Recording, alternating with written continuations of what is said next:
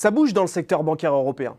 La deuxième banque allemande, Commerzbank, serait en effet convoitée par l'italien Unicredit et par le Crédit Agricole. Le nom de BNP Paribas a également été cité. Ce sera en fait un véritable tournant vers des oligopoles bancaires à dimension européenne. Certes, il y a déjà eu des acquisitions juste après la crise, mais malgré tout, cela reste plutôt chacun domine chez soi en Europe.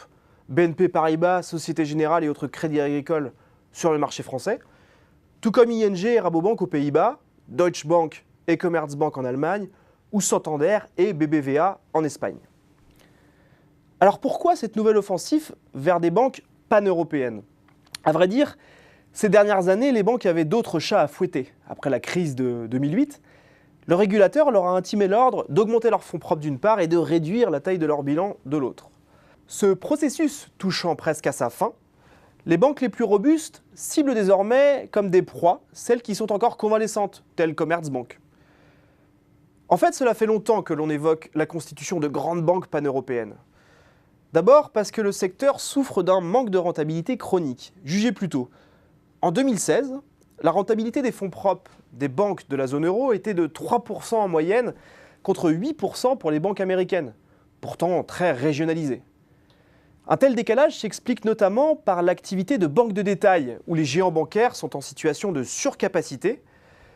On compte en effet de nombreuses banques mutualistes sur le vieux continent. Ces banques, certes souvent robustes, ont maillé le territoire d'une pléthore d'agences bancaires. Et en ces temps de digitalisation et d'automatisation, ces réseaux physiques sont trop coûteux et parfois obsolètes. À ce contexte, il faut aussi ajouter que l'environnement des taux bas compresse les marges des banques. Élargir son marché au plan géographique devient donc un axe stratégique majeur. En se rapprochant, les banques européennes pourraient réaliser des économies d'échelle ainsi que des synergies, à la fois dans la production, mais aussi dans la distribution, où les investissements dans la digitalisation coûtent très cher. Elles tireraient aussi parti de leur modèle dit universel pour proposer toute la gamme de services bancaires, du prêt à la consommation pour les ménages à la couverture de risques sur les marchés financiers pour les entreprises. L'exemple de Commerzbank est d'ailleurs révélateur, puisque c'est son activité d'accompagnement des PME et des ETI allemandes qui suscite toutes les convoitises. Ces entreprises sont prêtes à payer des banques pour des services financiers afin d'exporter, de se développer à l'international ou même parfois de s'introduire en bourse. Il faut enfin insister sur le rôle du digital qui casse certaines barrières.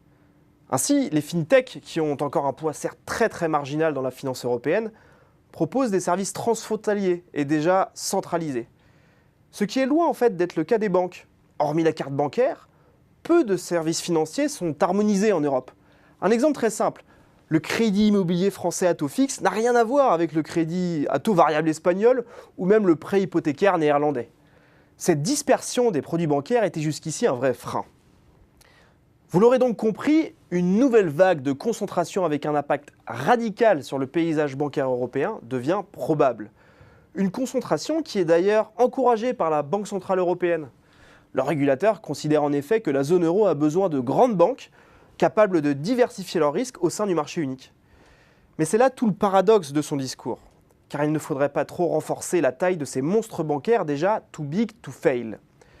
Car en cas de défaillance de l'un de ces géants, c'est toute l'économie européenne qui serait à genoux.